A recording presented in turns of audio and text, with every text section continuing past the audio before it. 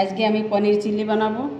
200 গ্রাম পনির নিয়েছি আর লবণ আর হলুদ লাগিয়ে রেখেছি। শিমলা মির্চ নিয়েছি, আদা কুচি, রসুন কুচি, কাঁচা লঙ্কা, পেঁয়াজ কুচি, কর্নফ্লাওয়ার, টমেটো সস। এতে পনিরের ভিতর কর্নফ্লাওয়ার মিলিয়ে নেব। এবার পনিরগুলো ভেজে নেব।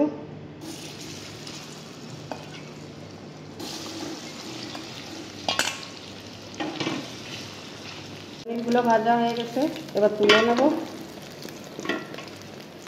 এবার তেলে রসুন কুচি, আদা কুচি দিয়ে দিলাম আর দিয়ে দিলাম কাঁচা লঙ্কা।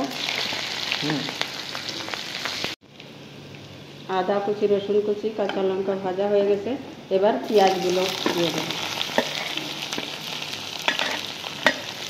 পেঁয়াজগুলো হালকা ভেজে নেব, বেশি ভাজবো না। এবার শিমলা মির্চগুলো দিয়ে ভেজে নেব।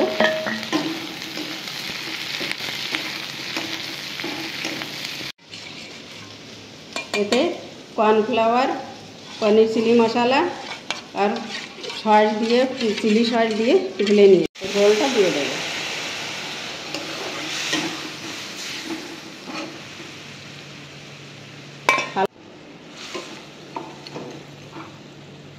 এবারে একটু ঢেকে দেবো। কর্নফ্লাওয়ারের ঘোলটা দিয়ে জ্বালানো হয়ে গেছে। এবার টমেটো সস দিয়ে দেবো।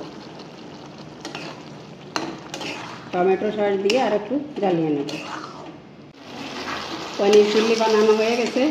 এবার গোলমরিচের গুঁড়ো দিয়ে নামিয়ে নেব।